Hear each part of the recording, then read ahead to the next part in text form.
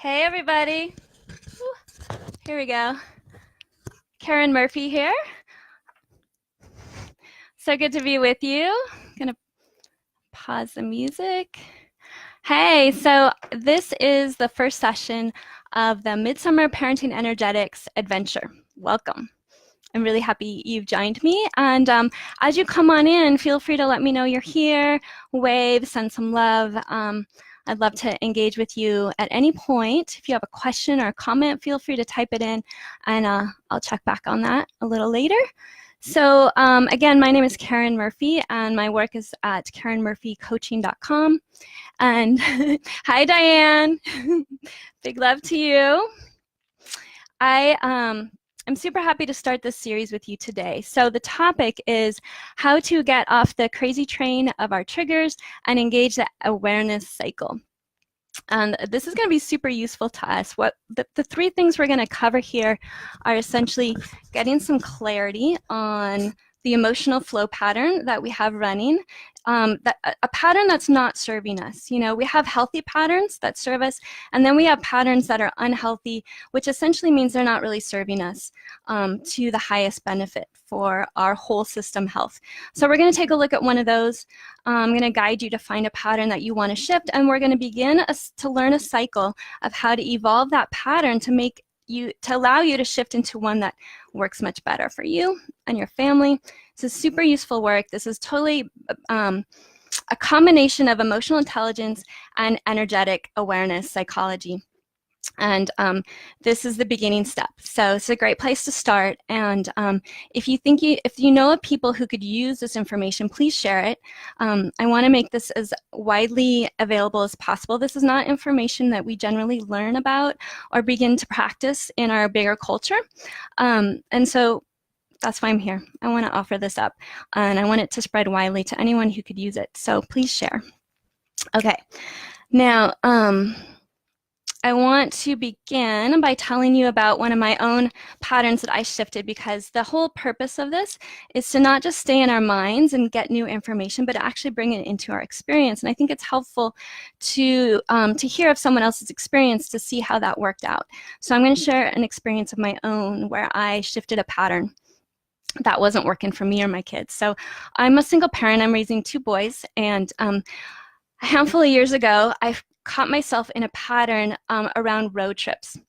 It's not a super big traumatic pattern. There's a lot of patterns that we run that aren't a big deal, right? This was one of those patterns, but at the same time, it was getting in our way. So the pattern was that, you know, periodically we would have a plan to hit the road, to go into the city for an event or a program, or to go on a road trip, maybe a longer trip. And I felt a lot of pressure in those mornings of getting ready for those trips. There was a lot of preparation for me as the one parent. There was getting the car ready. There was getting the snacks ready. There was getting all of the supplies ready, whatever that was. And there was also getting my kids ready, right? Supporting them to be moving through their morning to be ready to go at the time that it was in my mind that we should go, right? And the pattern was that as the morning progressed, I would get increasingly more anxious and more uptight about it. And I'd be watching the clock. You know, the time factor was hitting me, and I would be getting louder in my communications with my kids. I would be getting more, you know, tight. I'd be kind of barking at them. It wasn't an engagement anymore. I was telling them what to do. And I would often blow up into me yelling, actually, and and everybody feeling terrible. You know, we would commonly find ourselves on the road, finally. It was always felt like finally, right? And we'd be on the road, and for the first half hour, we would all be steaming in our emotions of not feeling good, because I had kind of blown this up and pulled them into it with me and cycled them into my trigger. So that was a pattern that, you know, we actually had one morning where it all came to head, and my son's cereal bowl went flying in the car, and it was just a big old mess. You know, sometimes we don't get aware of our patterns until there's a big blow up, right? And that was what happened in this case. And but in that moment, it was beautiful, because I was really in my bubble of trigger. And when that happened, I looked at my kids and they looked at me, and we all started laughing. And we just laughed and laughed and laughed, and it totally snapped that bubble. And it allowed me to have the clarity to recognize that this was not a pattern that was feeling good. It was actually getting in the way of my connection with my kids. And that was unacceptable. Once I recognized it, I'm like, wait a second, this is not serving any of us. It's not serving the adventure that we were planning. And so that led me on the awareness cycle. And I'm going to teach you that today in just a moment. But once I went through the cycle, I integrated.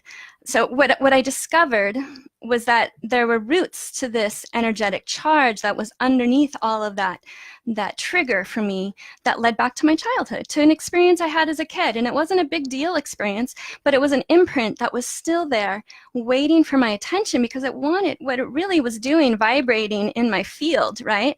That's what happens with these childhood imprints or early in life imprints. They vibrate. They kind of bundle emotions together and they vibrate in our energy field. And that's what we're tripping up against. We're tripping up against that vibrating energy every time we get triggered.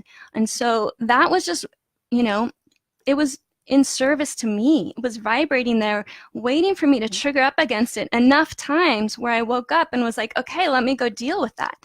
And so that was the process. And once I did deal with it, and I'll tell you in a few moments how I did that, it totally dissolved the emotional charge of that thread.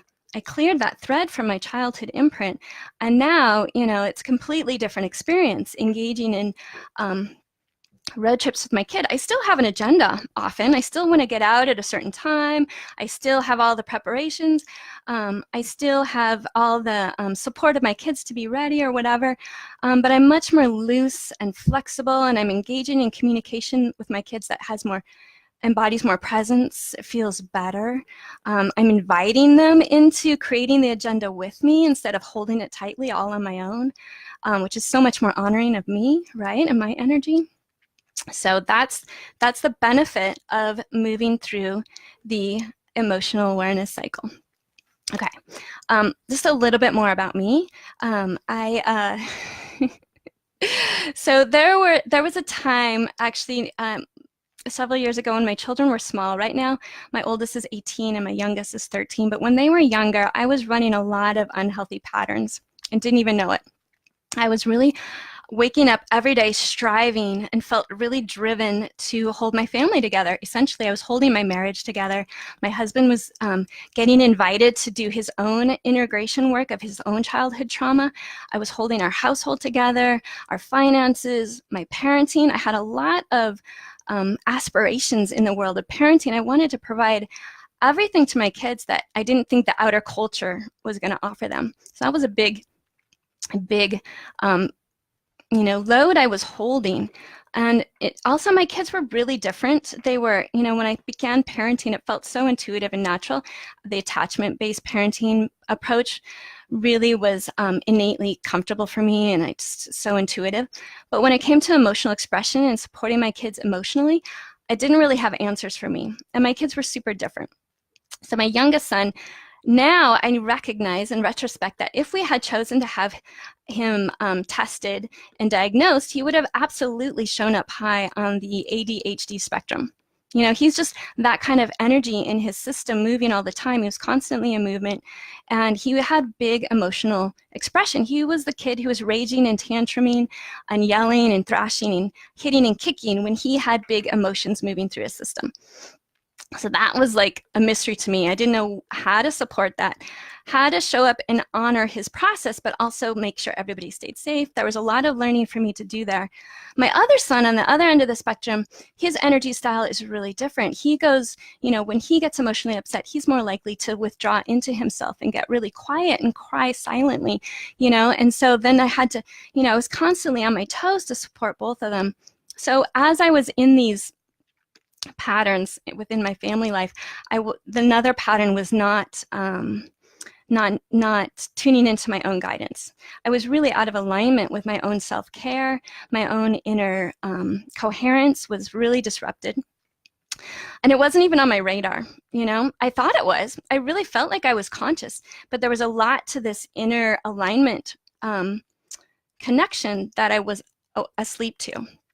until it all kind of came undone, and then I really didn't have any choice. I had to do something, and so I kind of waited as long as we could until it sort of blew up again, kind of like the bowl of cereal. We had the bowl of cereal effect in the family life, and I don't have any regrets, because every piece of that process was really valuable and useful to me, and I learned so much from it, and I gleaned so much. But had I had this awareness cycle activity in my consciousness at the time and activated it early, I would have recognized this a lot earlier, of how to shift the patterns. I would have recognized that there actually was a lot of unhealthy patterns coming, and how to deal with it, how to evolve it. So that's what I want to offer you is how to streamline that for you today. Like, what I want to invite you to right now is to consider a trigger in your own life that has come up in the past week, maybe. And that could be anything from an engagement with a child in your life, your partner, reading a headline, opening an email, getting a phone call.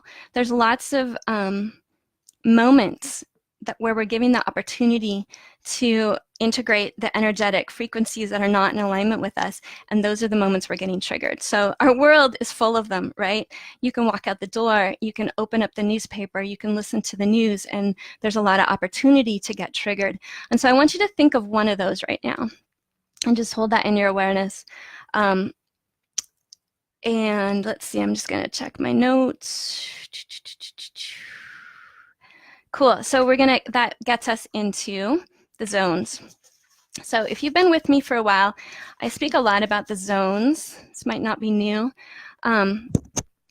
So I want to talk about heart zone first. So this is the zone where we are emotionally connected and aligned. We're in tune with our guidance. We're feeling peaceful, calm, loving. All of those good feeling emotions is happening here. We're also connecting well with others. We're having engaged conversation. We're listening. We're receptive.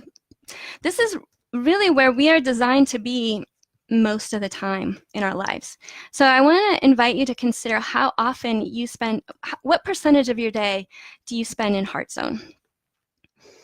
You probably have an intuitive percentage popping up. Maybe it's 50%, maybe it's more, maybe it's less. And again, I just want to bring some no judgment here. There's no right or wrong answer. The information is what's useful. Taking the information and putting that to use to make it what you want is what we're going for. So if what we're going for is 90 to 100%, where's the gap for you? How much of a gap is there for you? That's what I'm inviting you to identify. Okay, because that's our goal. There's your goal right there. All right, so that's heart zone. The next zone is edge zone. Edge zone is where our connection, our alignment, our inner coherence. So coherence is where we are in sync in our physiology, our mental, emotional well-being. It's all in sync.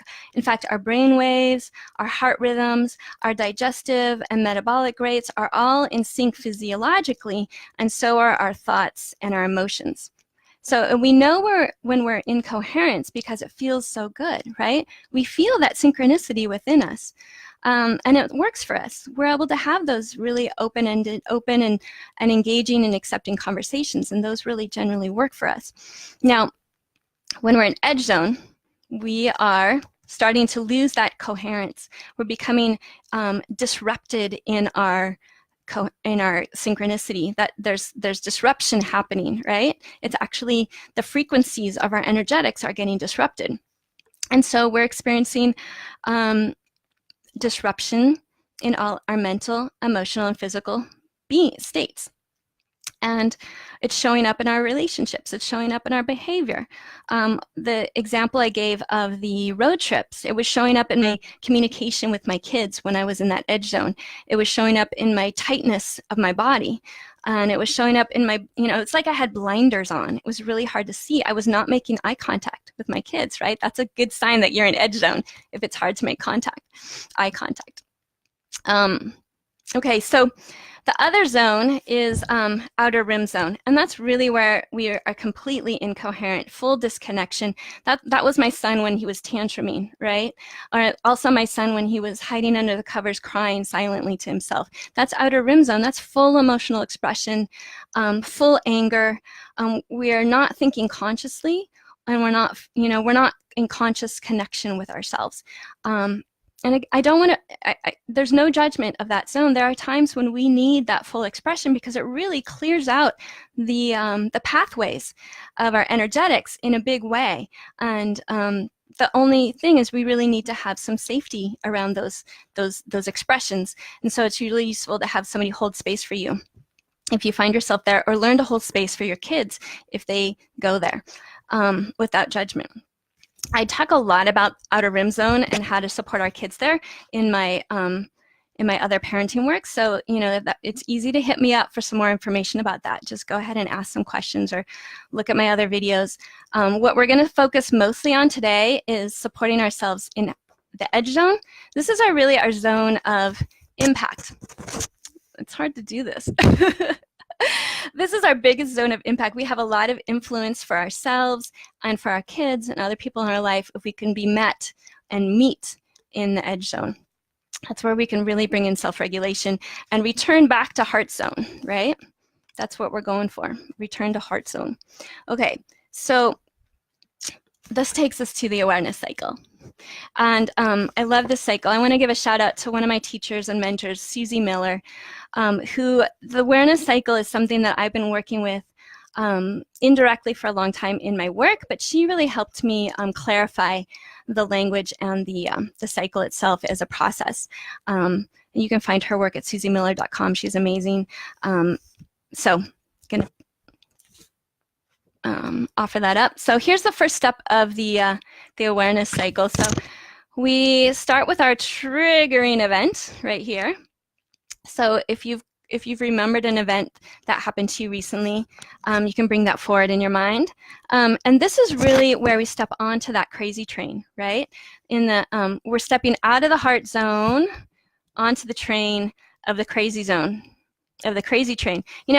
Over here is probably where the train is like completely going off the tracks, right? But for a while, we're just on the crazy train, and we're not completely off the tracks yet, and that's why we have this opportunity to shift our frequency, shift our experience back here if we can. So that's stepping onto the train. And this, again, this is any event or any experience that makes us feel uncomfortable. That's a sign that we're not coherent within. It's the real value of getting under the surface of your triggers is it lets you know your inner state of being, how aligned you are or unaligned you are.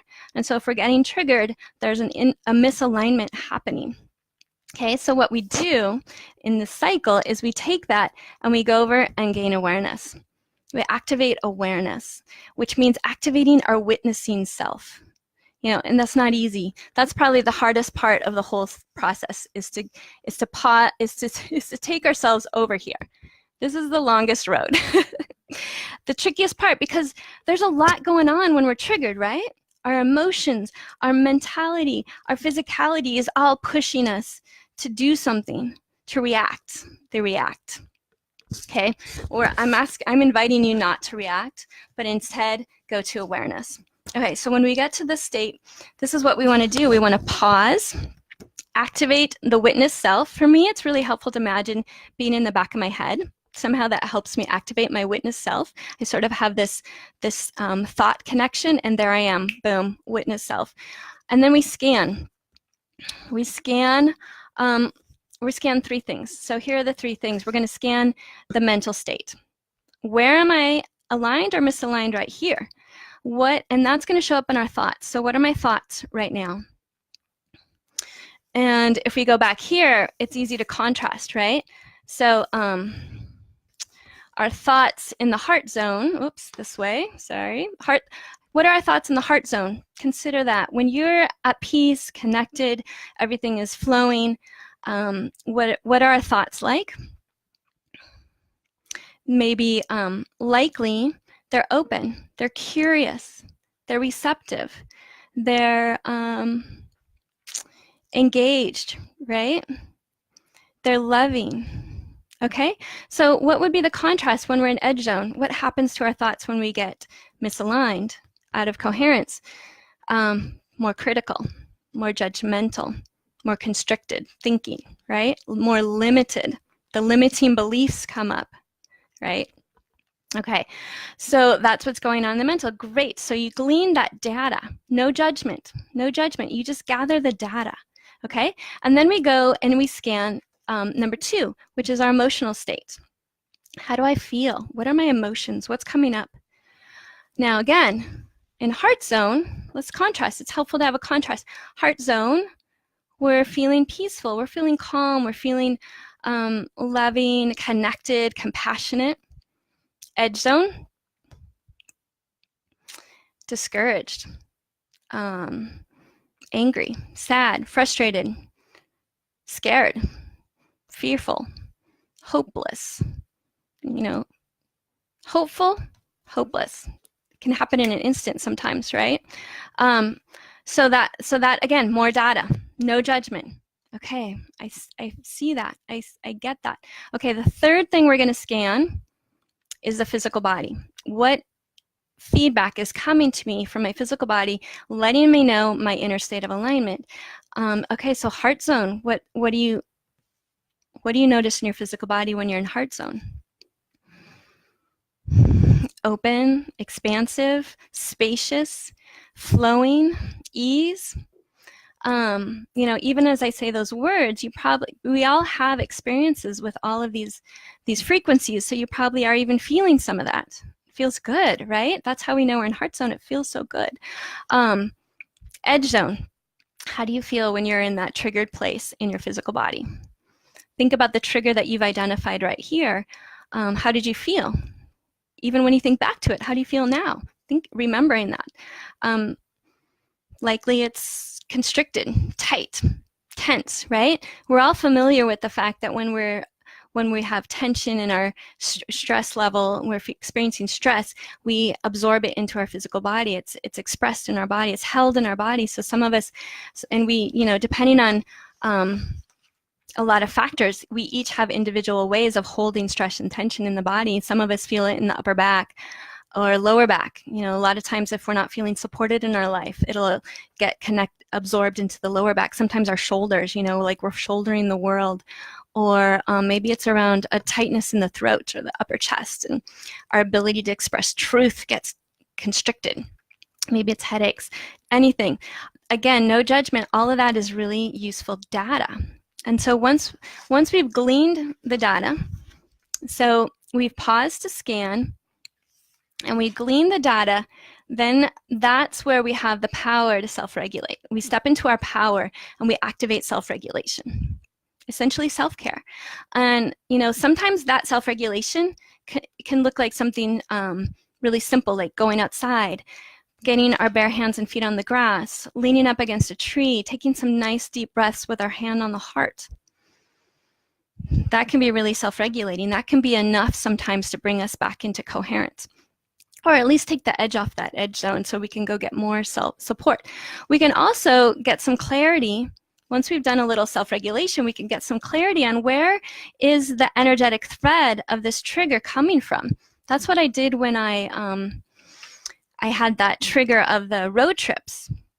Once I got some self-regulation, I could think a little more clearly, and I could kind of backtrack along with that energetic. And I might have even had a session with an energy practitioner to assist me with that, because that can be really useful to have somebody hold a container for you to do that subconscious digging. Kind of have to get below the conscious awareness.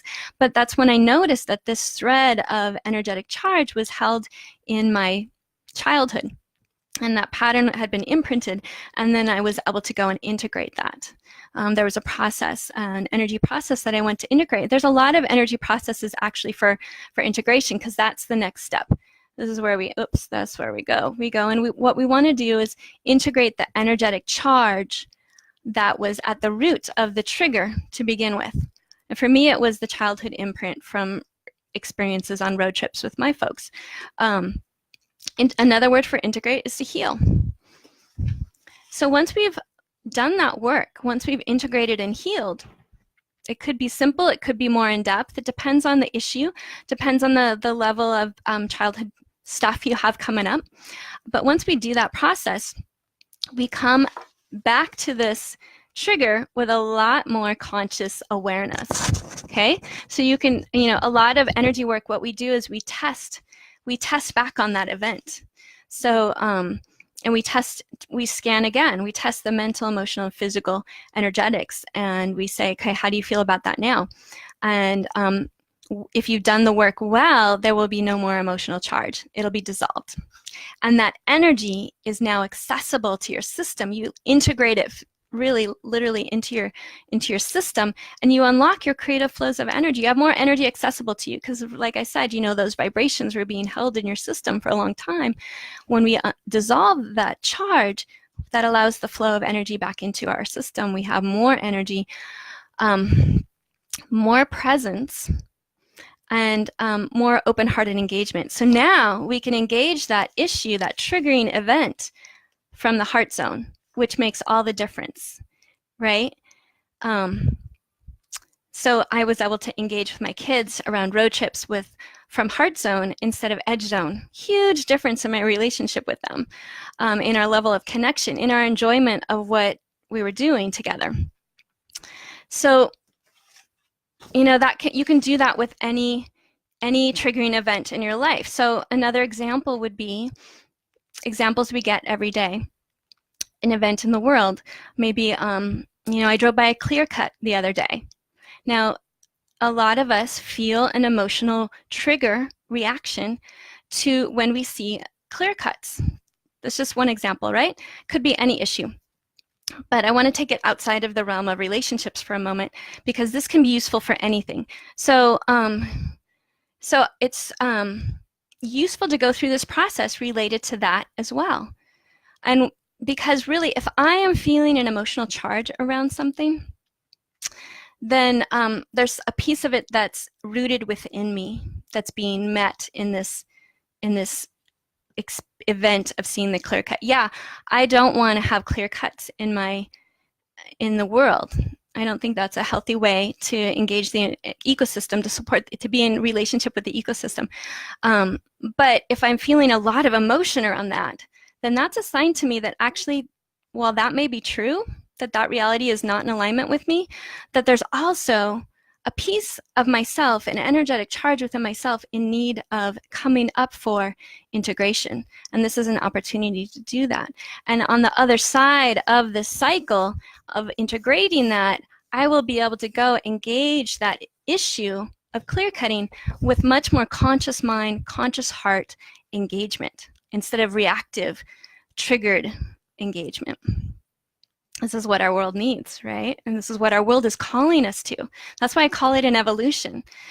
There's reasons we have been in a pattern. We have individual patterns, we have family patterns, and we have collective cultural patterns. And all you have to do is look at human history to see the patterns that we've been engaging in consistently over thousands of years.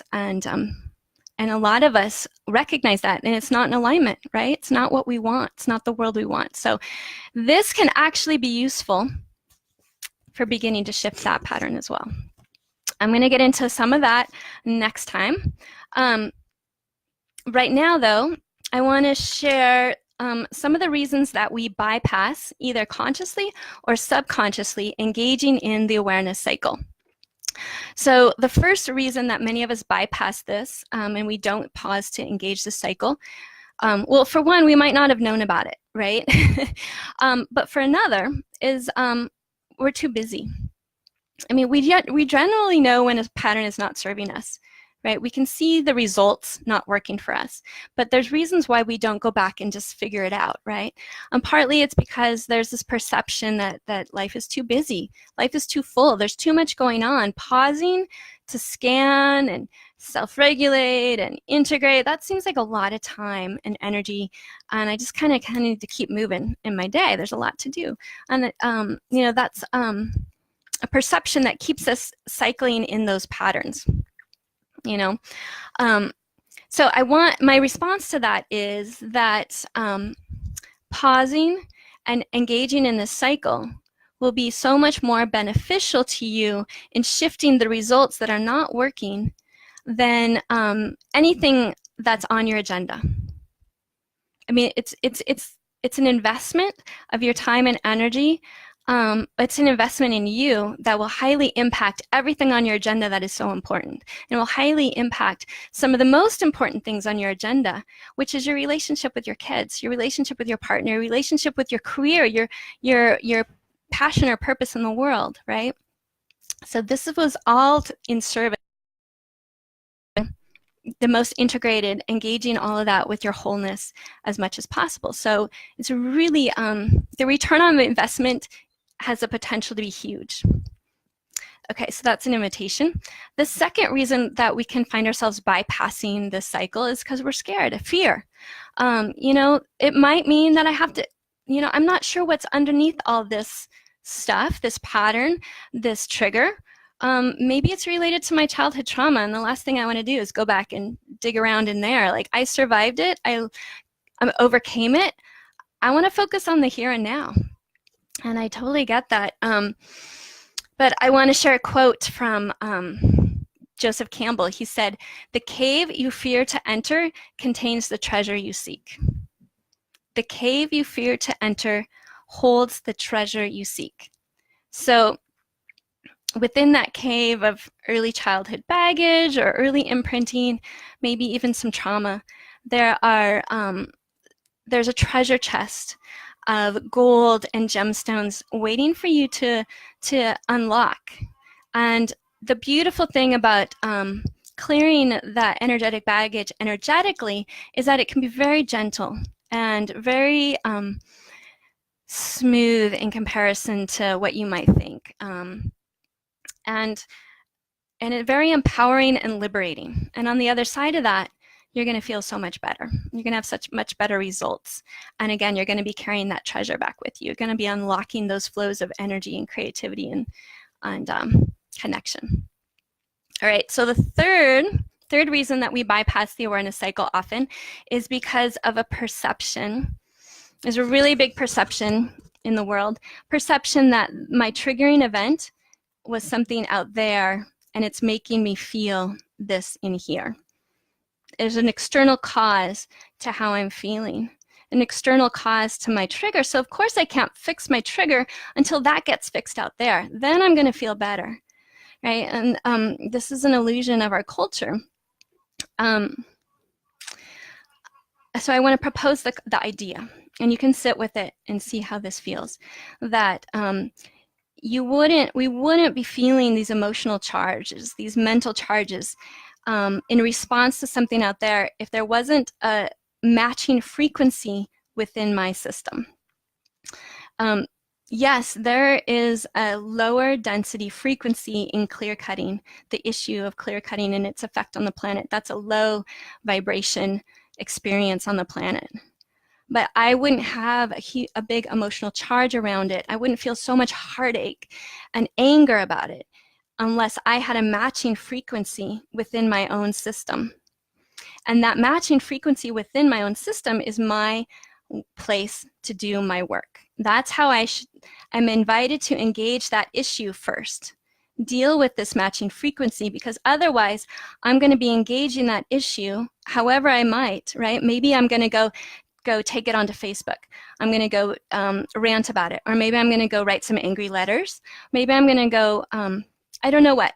There's lots of ways I can go engage with it. But if I'm doing it from that triggered place of reacting and those incoherent emotional, mental, and physical experiences, those frequencies are going to only be matched by similar lower density frequencies. You know, what I really want to happen is for us to live, you know, I want to create a world where we're not ravaging the forests, right? Where there's equality and there's opportunity and we're, you know, living in balance with nature and with each other. That's what I want. That is a very high frequency, high vibration vision. And I'm never going to get there if I'm engaging in that, what I want, trying to create what I want from these lower frequency densities. So that's why I have to start with my own frequency first. I have to clear that. I have to go through the awareness cycle, right? And get to integration. And then when I come back to this triggering event, like that clear-cut issue, from a place of integration, from a place of having healed or cleared and unlocked my conscious energy, I'm unlocked my conscious mind, my conscious heart engagement, I'm back into coherence. Wow, my impact is going to be so much greater, so much more aligned with where I truly want to be, so much more presence. My vibration is going to be higher. It's going to be easier to create that experience that I want, because I'm going to be asking the external world to match my high frequency vibration. That's sort of the secret code, and it's not something that most of us have been aware of. And so, if that sounds kind of crazy, or how could that be true, that we really start with our energetics first and we create a reality from this frequency level, just sit with it. I invite you to sit with it and try it out in your own experience on a small scale. And then try it out for the bigger issues too, and see how your engagement shifts. Okay. So takeaways from today. We're coming to wrapping this up. I want to invite you to take action. So again, our culture is really focused on the mental sphere. And so we're all conditioned to really take a lot of information in mentally. And we give our brains a lot of work all the time to try and solve and fix and rescue and all that. It's a lot of work for our mental sphere, and it's more than really is of service. So I invite you to not just hold this in your mind, but also bring it into your experience, and embody it into your awareness, into your emotions, into your physical body, into your experience. Take this practice of activating awareness, pausing to scan, gaining the data from your mental, emotional, and physical feedback loops. There's a lot of biofeedback, energetic feedback that's being offered to us all the time. And if you can get into a practice of gleaning that data, that's so much useful information for us. And so a good way to do that is to really build it into your day. So there are times in our day when we're already pausing, right? Maybe we're stopped at a red light. Maybe we're in the shower. Maybe you're standing watering in the garden, or just petting your cat. There's lots of moments when we have opportunity to pause and just scan, just assess how is my mental state right now? Get into that witnessing phase. How are my emotions? What is my physical body telling me? And glean that information and assess, okay, what does this tell me about my inner state of alignment right now? Maybe it's saying, awesome, I'm in heart zone. This feels so good. Maybe it's saying, I'm on the edge, I'm like right on this borderline. Okay, really great information to get right now, because then I can bring in some self-regulation. I can go take care of myself a bit and bring myself back into heart zone, right? Okay, so the first recommendation is to commit to taking action. Activate the ability to pause and scan during your days, build it into your day, and then take yourself on that activation loop, the awareness cycle when you get triggered. Think about that trigger that happened for you, and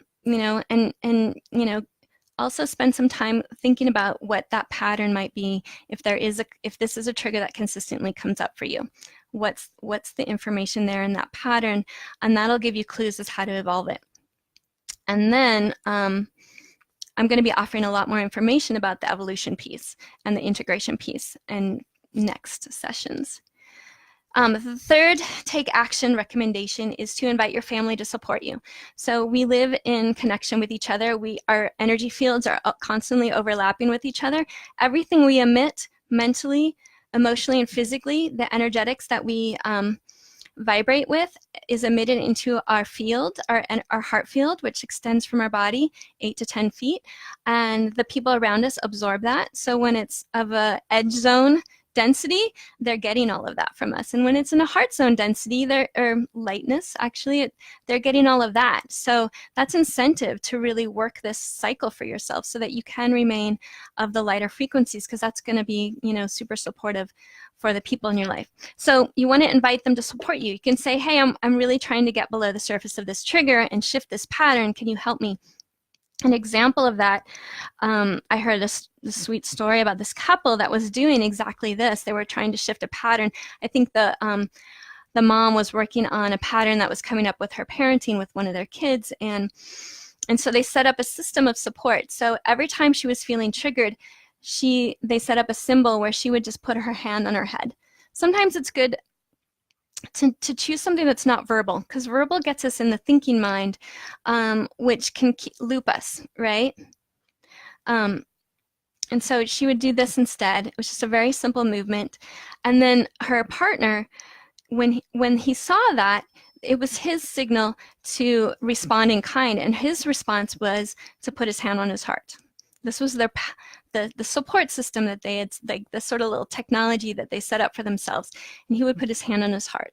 And if you do that right now, it's actually a very empowering thing to do, because when we put our hand on our heart, even, put your hand on your skin, we're activating the de-stress response in our system. We have a stress response, and then we have a biological system, physiological system that brings us back into coherence, de-stressing. And we're activating that because we're activating the vagal nervous system, which is a bundle of nerve tissues that goes up and down the body. We're activating our heart rhythm. We're bringing it back into coherence. We're actually also activating some pressure points that activate the governing meridian. I'm actually going to talk more about our energetic anatomy in our next session. All right, so those are my 3 takeaway suggestions. I invite you to commit to quickly. They are to pause and scan, build that into your day. Pause and scan your mental, emotional, and physical alignment. Glean the data. Go into the awareness cycle whenever you get triggered. Pause to scan, and then self-regulate. I mean, what we just talked about, putting hand on the heart, is a good way to self-regulate, getting outside, taking some nice slow breaths. I'm going to be sharing some more options for self-regulation and integration in a future session coming up. And then invite family members to support your process. Okay, there's one thing I wanted to clarify that I had meant to say. What is very common for when we get triggered, what's very common and what creates the patterns is that we don't go anywhere over here, but we stay in the trigger, right? We stay right here, and we create a little cycle right here. And we spin in, those edge zone thoughts, edge zone emotions, and physical edge zone sensations. We spin on those, and and that's, the more we do that, the more we create a pattern of spinning on those. And a lot of times we'll invite other people, in a subconscious attempt to process that, we'll pull people into it with us. And that's when we pull our kids or our partners or other people in our lives into these patterns to create a pattern together where we're all spinning on these emotion zone density emotions and thoughts and sensations. Sometimes we'll take it to Facebook and we'll go spin it there, right? And so just to be aware of any time you catch yourself spinning on something, that's that's a good moment to pull back into the witnessing self and check in on your alignment. Okay. So that's what I have for you today. If this was useful, please share it, pass it along. I will be back on Monday morning at 10 a.m. Pacific for the next session of this series. There's going to be 3 parts. It's going to end on Wednesday morning at 10. So we're on. Enjoy this over the weekend. Please share it with folks in your life who could use it. And let me know how it goes. Let me know any questions or comments that come up. You're welcome to put them in the comment box there, and I'll check back. And I wish you good luck with the awareness cycle, and enjoy the weekend with your family, with your kids, and I will be happy to see you again here 10 a.m. Monday. Much love. Bye for now.